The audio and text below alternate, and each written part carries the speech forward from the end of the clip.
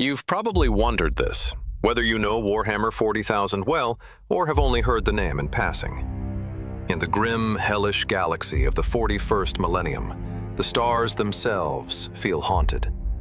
Every system is a war zone, full of monsters, demons, and things that should not exist. So why on Terra would any normal human ever volunteer to join the Astra Militarum, the Imperial Guard, knowing they're being thrown straight into that meat grinder? Billions and billions of people raised as tithe, marching off to die. Does the Departmentum Unitorum really not worry about everyone just breaking down and refusing to fight? The thing is, most guardsmen don't actually have a morale problem. Their wills might not be unbreakable, but the words, "for the God Emperor," are enough to make them throw their lives away without hesitation. Faith is a powerful thing. And in most cases, recruitment into the Guard isn't even about press gangs and chains. More often than not, it's the opposite.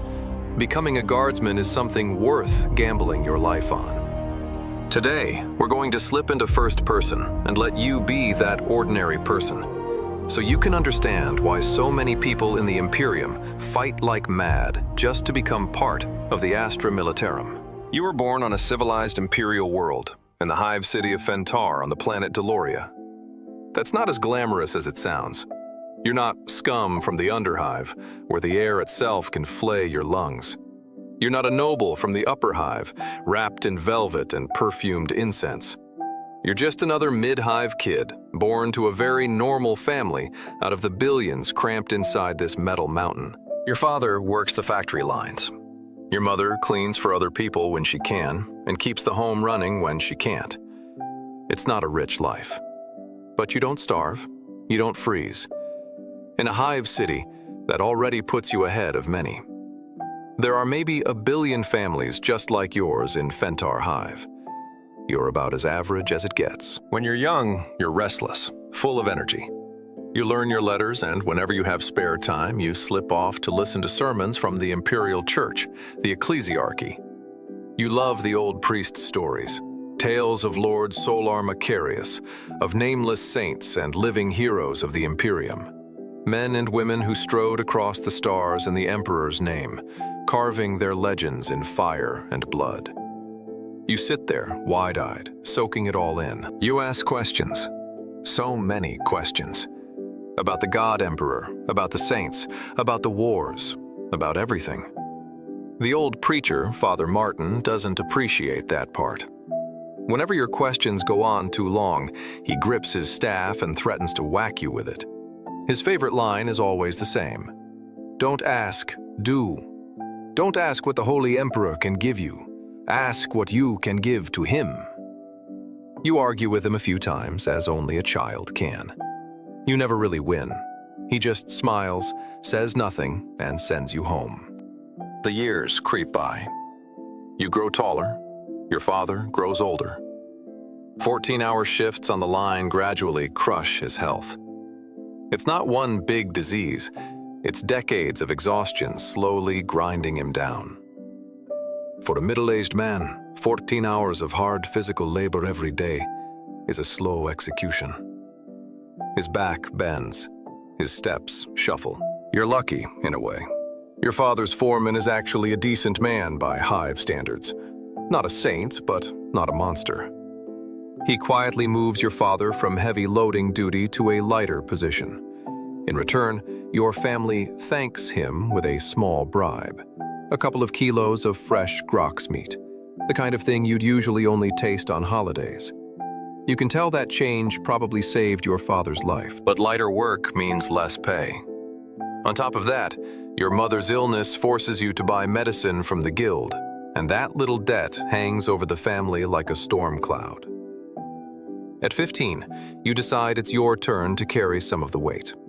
Every morning, you strap on a battered respirator, step out into the smog, and walk down into the industrial blocks of the Hive. You join the factory workers. The labor is heavy. The pay is small. Days blur into each other. Metal, heat, noise, exhaustion. Your mind starts to go numb. But you're not stupid. Like most of your coworkers, you learn to skim a little off the top. When you help deal with scrap and waste, you quietly pocket bits of material that were supposed to be dumped down into the underhive. Nothing big, just enough that no one notices. You sell it on the black market to stretch your family's budget. Sometimes you get lucky. Once, a load of junk from the upper hive contained some fancy noble's discarded trinket. You and a few colleagues, and the foreman, sneak it off to the market and sell it for a small fortune, at least by your standards. It's enough to pay off most of your mother's debt. It feels like a victory. Life is hard, but when you think of your family, you grit your teeth, bow your head, and go back to work. 18 comes, but it doesn't come with a miracle. Your father's health doesn't improve. Your mother never fully recovers. But something else changes. Your baby brother is born. You feel joy and dread in equal measure.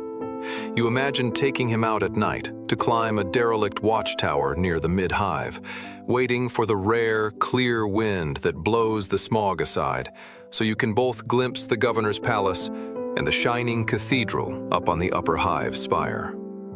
Then the calculation hits you. Another mouth to feed. The other workers and your foreman are fond of you. You're good with people, you pull your weight, and you help when you can. They help in return, slipping your family extra food, lending a little money, doing what they can. Workers in the Imperium don't have much, but they share what they do have with those they call brother. Even with that, your family is always one bad week away from disaster. Your father will never return to heavy labor. Your mother, after that sickness, can only earn a little by doing needlework and patching torn clothes. You're 18. You thought about falling in love. In fact, you already have. There's a girl a year younger than you, Aivis, a relative of the factory owner, Lord Lawrence. You love her with the kind of fierce, helpless intensity only someone that age can manage. She likes your energy and the way you attack your work. You love her softness and warmth. You both know how you feel about each other, but you never say it out loud. You don't know exactly who she is. You sometimes dare to hope she's just Lawrence's daughter, nothing more. That maybe, if you play your cards right, you could claw your way up enough that Lawrence might look at you and say, "All right, maybe." You tell yourself, I can prove myself. I can make him respect me. You are very, very wrong. One day, by chance, you catch a glimpse of Aivis's ID card. Upper hive credentials. In a hive city, every level has its own identity papers, its own rules. Her badge might as well be solid gold. Even Lawrence himself doesn't have the status to live in the upper hive. You pretend you didn't see it. From then on, in front of Aivis, you try to be the best possible version of yourself, while quietly keeping a respectful distance, like there's an invisible wall between you. Of course, older men don't miss much. Lawrence calls you into his office one day. It isn't luxurious, but compared to your family's thin metal shack, it's another world. Lawrence isn't a villain. He doesn't flay workers for fun or have people shot for sneezing. He's strict, efficient, and harsh, but he pays on time, cares about output and quality, and doesn't let the overseers kill people needlessly. Off the clock, he keeps track of who's in trouble, whose cupboards are empty, and he helps, quietly, without making a show of it. The workers respect him. So do you. He doesn't bother with polite small talk. "Kid," he says, "if you don't want your family's faces ending up on bounty boards, you need to let this go, before someone important notices." You've heard about bounty hunters and disappearances? You say nothing, stubborn and silent in the way only the young can be. He expected that. "I'll transfer you," he continues. "You've worked hard, I've seen it. I can use you." He offers you a new job at the main freight checkpoint by the hive gate. Enough pay to keep your family afloat. He pats your shoulder and dismisses you. That's the ordinary life of an ordinary Imperial citizen. You work, you struggle, and in the end, the story is already written. You don't understand. You've worked so hard. You've tried so much. You've done everything right. And this is all you get? That night, you drag yourself out anyway. You take your little brother to that abandoned watchtower. For once, the wind is kind. The smog parts. You see the golden glimmer of the governor's palace and the cathedral atop the Hive. You confess your feelings to Aivis. She just covers her face and sobs. "It's impossible," she whispers. "We can't." You try to bargain with fate. You try to find any tiny chance you can cling to. It turns out your last little wish was wrong, too. Aivis isn't just some relative of Lawrence. She's the daughter of an officer in the Astra Militarum, a guardsman officer. A few hours earlier, that wouldn't have meant much to you. You've seen officers from the Planetary Defense Force, the PDF, before. They aren't exactly rare. But Lawrence, pressed by your questions, explains the difference in the dry, faintly blasphemous way only a tired industrialist can. The PDF are the governor's guard dogs. They protect this world. The Astra Militarum, the Imperial Guard, are the God Emperor's holy army. They protect the Imperium. Even the lowest officers in the Guard are almost hereditary nobles. They are, as Lawrence puts it, the Emperor's currency. You're just one more bit of dead weight clinging to the body of the Imperium. You and Aivis are worlds apart. After that night, you bury your dreams, swallow your bitterness, and head to your new job at the gate. Your family moves with you. You don't have much schooling, but you can read, write, and count. That's more than most. At Freight Station 1225, your job is to check every cargo container that passes through the Hive gate and make sure nothing goes missing. Days and weeks slip through your fingers. You often stand on the ramparts by the massive gate, looking up. But from here, the governor's palace and the cathedral are hidden by the walls and towering Gothic spires. You can't see the dream anymore. You assume Aivis asked around to find out where you went. It doesn't matter. You admit, quietly, that you are trash. You let your feelings drag you towards something impossible, and all that would do is hurt both of you. Slowly, the gate station chief learns to rely on you. You become the smart one, the dependable assistant. You try to imagine your future. It's not a heroic picture. The best you can hope for is that your brother grows up safely, maybe gets into the ecclesiarchy as an acolyte, joins the Adeptus Mechanicus, or becomes an enforcer. You dream of your parents no longer being crushed by sickness and debt. As for you, you can see your future clearly enough. In your 50s, your body will finally begin to fail after decades of hard work. You'll pick up occupational diseases like badges. In your 60s, you'll owe more and more for medical treatment until the guild replaces parts of your body with cheap augmetics to squeeze a few more years of productivity out of you. You'll die after paying off most of your debt. Your children will pay the rest. It's what's happening to your father. You know it's what's waiting for you. This thought gnaws at you. Your coworkers tell you not to think so much. Everyone's lived like this for generations. That's just how it is, they say. Instead of worrying, pray. Pray that the Emperor blesses your brother, lets him join the Mechanicus or the Church or the Enforcers. Let him be the one to climb. But you don't want this cycle. You're an Imperial citizen. You breathe air that's been recycled 1,000 times. You drink the same water that's been filtered and refiltered since before you were born. It's better than the underhive, sure, but it's not the life you want. One day, while sweeping near the gate, you bump into Father Martin again. You cautiously ask him the question that's haunted you since childhood. Have I actually done anything for the Emperor? This time, the old priest doesn't dodge. No, He says, you're just a burden. Most of you are. and that's that. He drops the topic. You're stunned. You work 14 hours a day. You take more hits than anyone else. Your effort keeps your coworkers alive and your family afloat.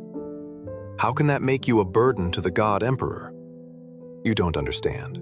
Not until the day you're given a very special assignment. One morning, you show up at the freight station as usual and find everything shut down. The supervisor orders you and your coworkers to join crews from the other stations and clean the Hive gate and the main avenue. Really clean it. The gate is already closed, and workers are polishing the plating until it shines. The piles of trash that usually choke the main street have vanished.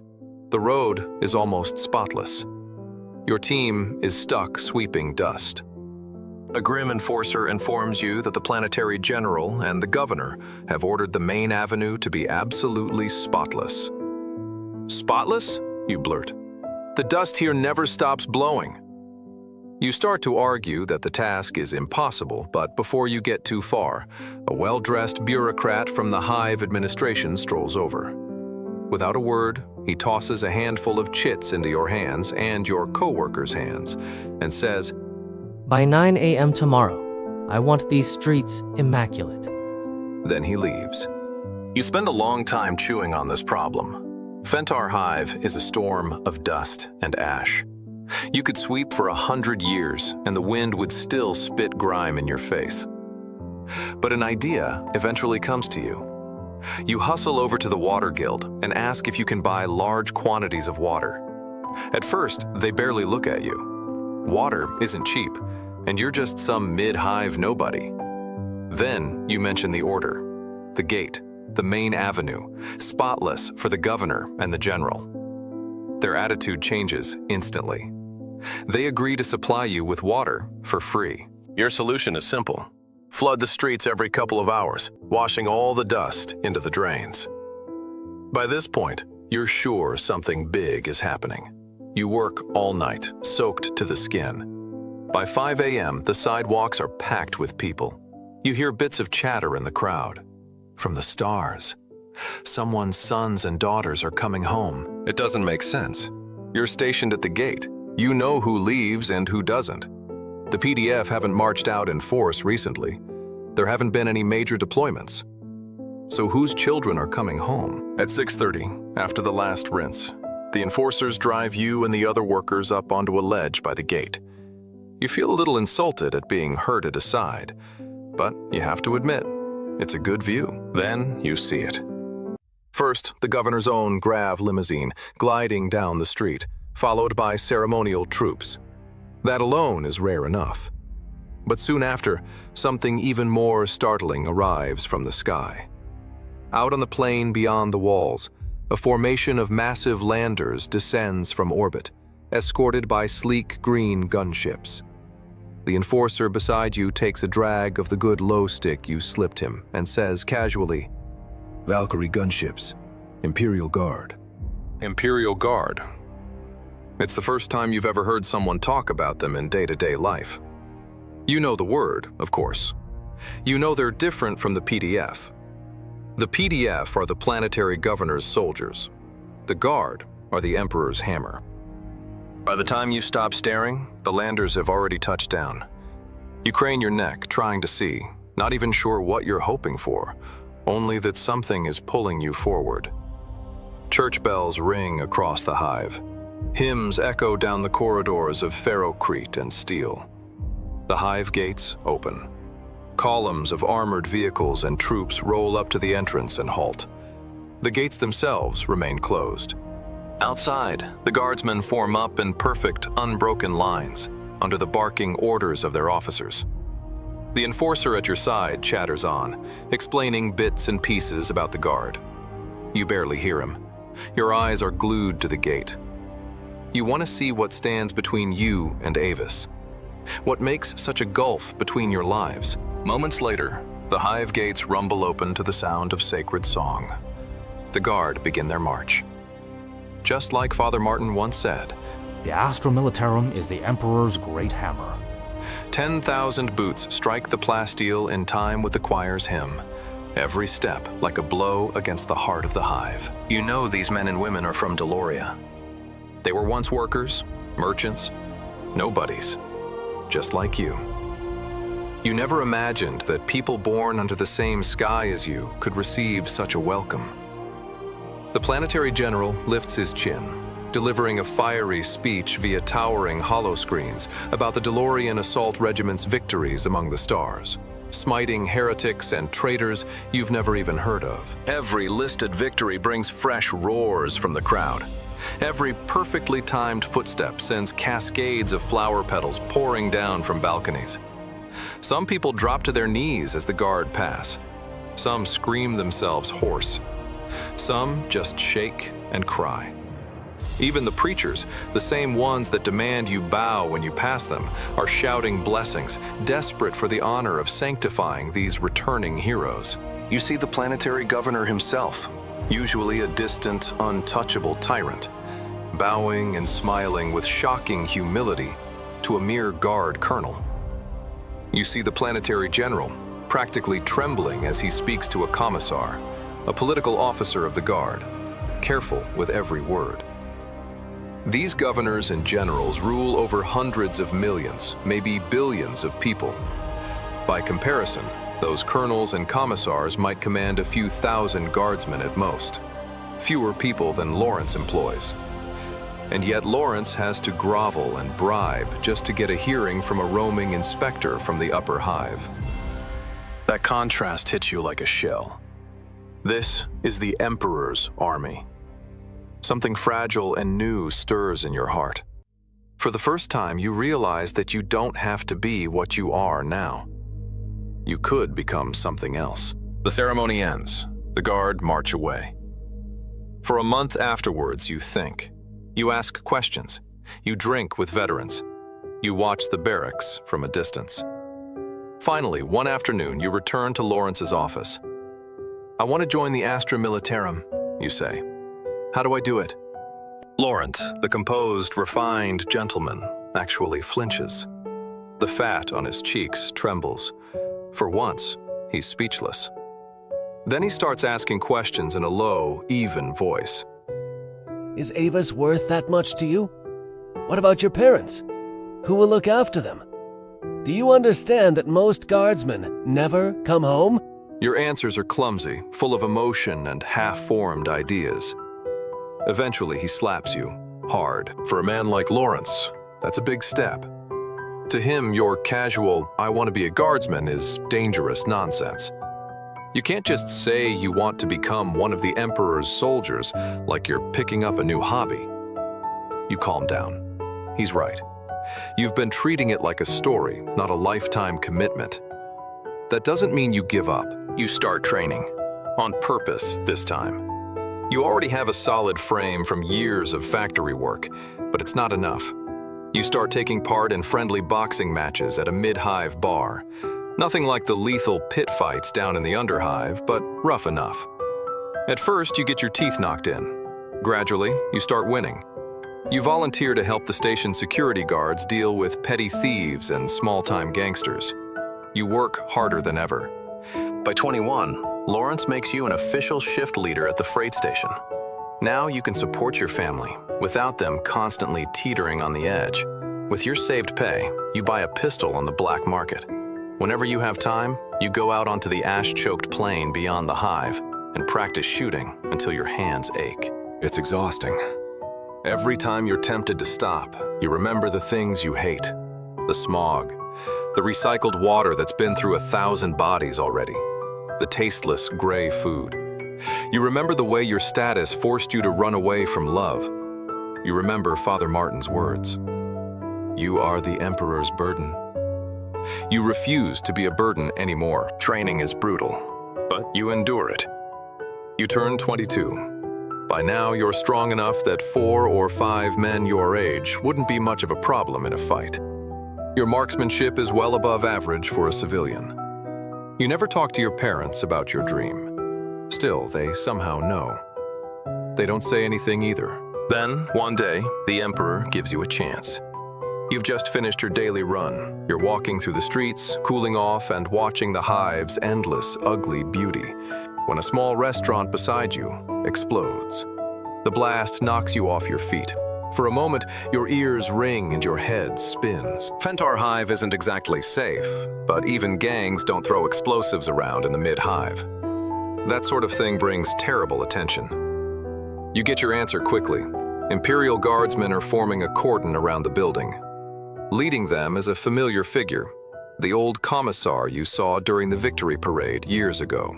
You'd heard rumors that the Guard regiment didn't leave the planet right away, that they'd split into 2 detachments, one camped outside the hive, one in the upper levels. You've seen them drinking in taverns. You've listened quietly while they told stories. Now, you see them working. You drop to the ground, pull out your pistol, and crawl to the side. Instinct screams at you that this is deadly serious. You hear snatches of the guardsmen's shouts over the gunfire. Heretics! Cultists! Mutants! Your skin crawls.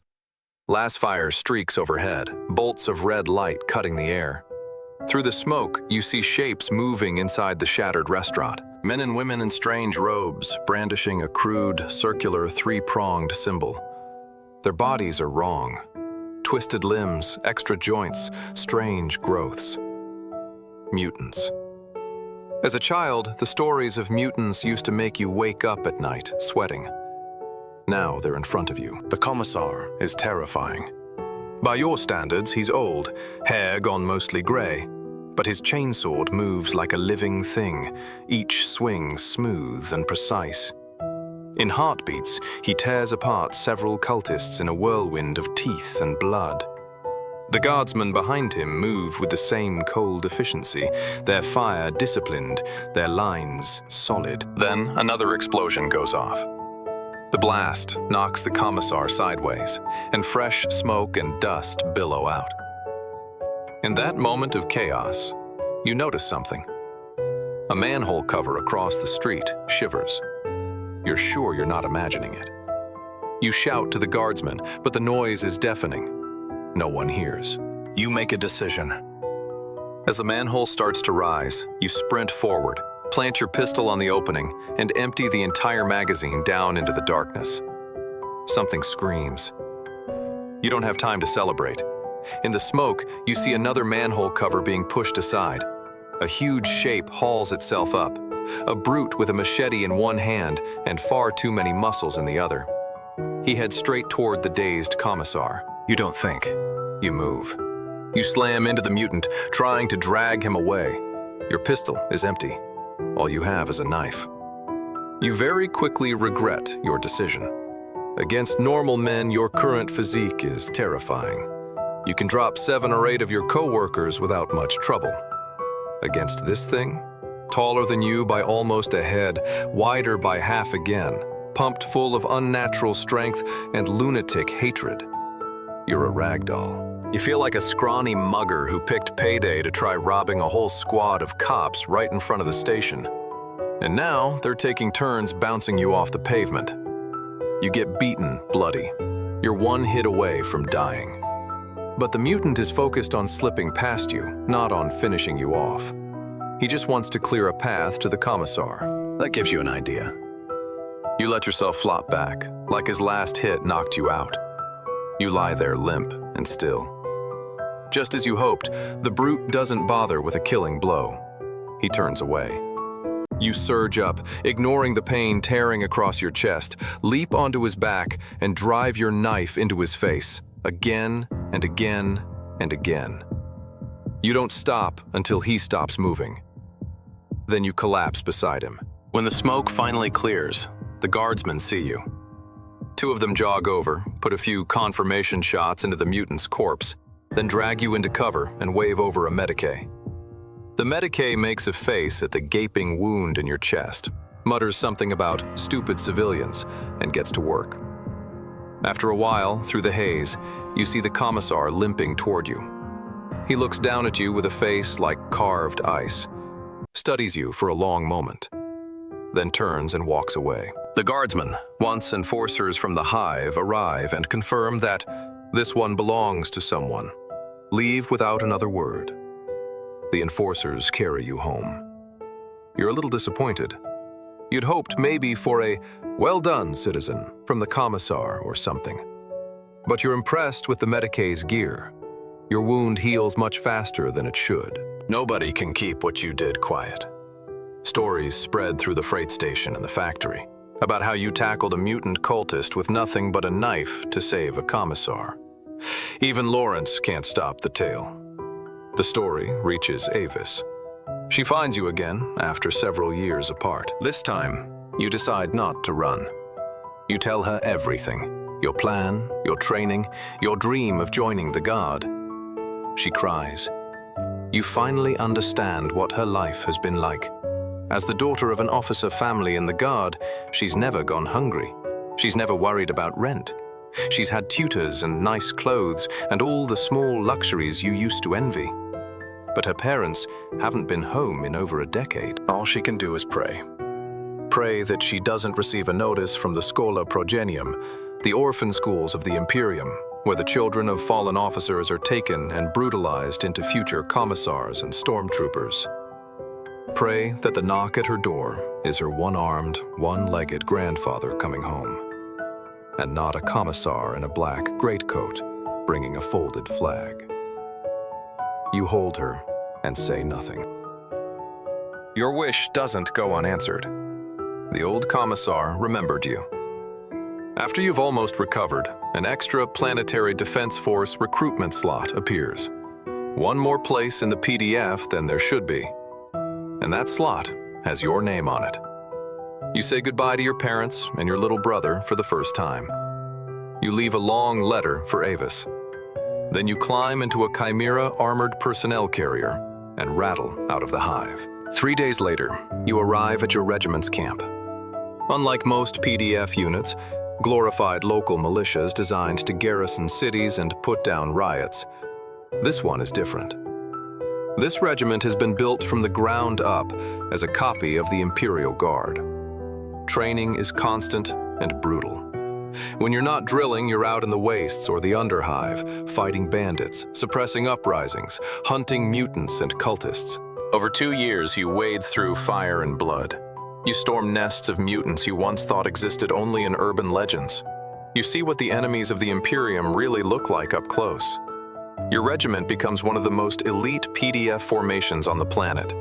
You know, deep down, that the day is coming.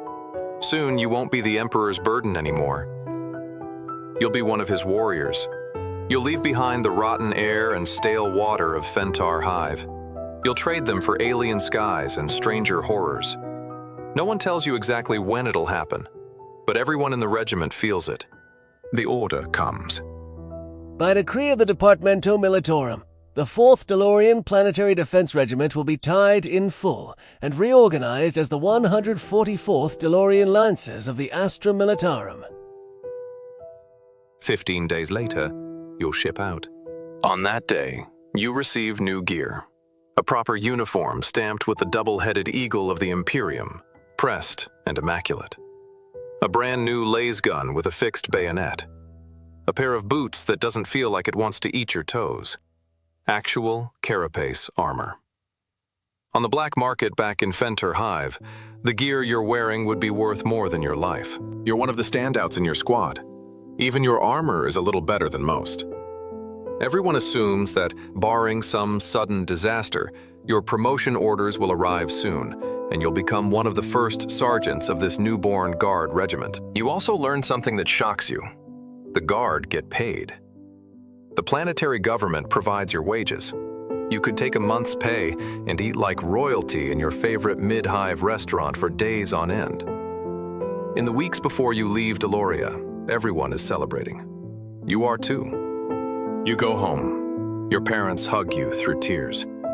They're torn. Your father thinks it's the highest honor your family could ever receive, to have a son in the Emperor's army. He's also terrified he'll never see you again. Lawrence meets you as well. This time, the old gentleman rises when you enter. He treats you with a formality he never showed you as a worker. You are a guardsman now. You are the Emperor's currency. Lawrence is still Lawrence, serious and disciplined. He carefully asks what arrangements you've made for your family. He promises to look after them. You just do your duty, he says. Go forward without looking back. In your streets, you're suddenly a symbol. Among the millions upon millions born each year in that hive, your generation has produced only a tiny handful of people chosen to join the Guard.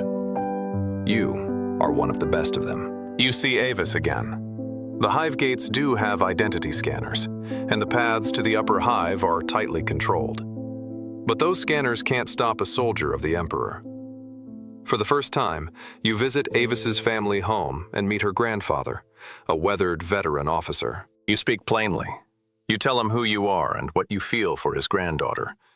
You're certain that if you had come here before joining the regiment, you would have been thrown out, maybe beaten half to death for your audacity. Now, he receives you formally. He sets one condition. Serve 10 years in the Guard and come back alive. It sounds simple. It isn't. Most guardsmen never return to their home worlds, not because they all die, but because they go too far, to the dripping edges of the Imperium, and no one cares enough to spend the fuel and effort to send common soldiers back to the hive they came from. Officers are different. People keep track of officers. You know this is his test for you. He's been in the Guard long enough to know exactly what he's asking. You spend your last 3 days on Deloria with Aivis. Then, the day comes. Once again, hymns echo along the main avenue outside Fentar Hive's gate. This time, you're not standing in the crowd, straining to see. You're in the formation. The sun breaks over Deloria, painting the hive in pale light, and the trumpets on the walls sound. The smog over the gate thins, as if blown away by the sound alone. The bells of the upper hive cathedral toll for you, and flowers rain down on you from both sides of the street as crowds fill every scrap of space, praying, cheering, crying. From today onward, you are a soldier of the God Emperor. The hive gates open. Waiting for you is your commissar. The same gray-haired man whose life you once saved without him even knowing your name. He looks smaller up close than he did in your memory, older, but his eyes are still like ice. 144th Delorian Assault Regiment, He says, his voice carrying across the ranks. From today, you are no longer the Emperor's burden. You are the Emperor's currency. You are the Imperium's hammer. Do not be surprised. He continues almost dryly. The calculations are precise. You will not, on your own, win glorious victories for his armies. The material gain you bring the Imperium is limited. But every drop of blood you spill will make the lives of the people you love a little better. Even if the improvement is so small that no one can measure it. By authority of the Departmental Munitorum, from this day on, you are soldiers of the God Emperor. You are the Astra Militarum. In the crowd, you catch a glimpse of Aivis, tears streaming down her face. You think the commissar might be right, even if you only make things better by the smallest imaginable amount. It's still better. You don't feel fear, you feel joy. Because you are no longer a parasite clinging to the Imperium's skin. You are no longer a piece of useless trash. Even if there are countless others just like you out there in the endless night between the stars, in this moment, you are holy. And that is why the Imperial Guard has never really had a problem recruiting. A human life needs more than food and air. It needs purpose. For billions of people, becoming a guardsman is the first time in their lives they've ever felt their existence means something. On a practical level, it means you no longer drink water that's been recycled for 10,000 years, or breathe the same air you inhaled as a child, or eat the same tasteless sludge every day. On a spiritual level, it means you're finally complete. In this hopeless galaxy, you have a chance, however tiny, to make your life worth something. So you shoulder your laser gun, lift your head, and march. After all, if you can die for something that gives your life meaning, why wouldn't you go gladly?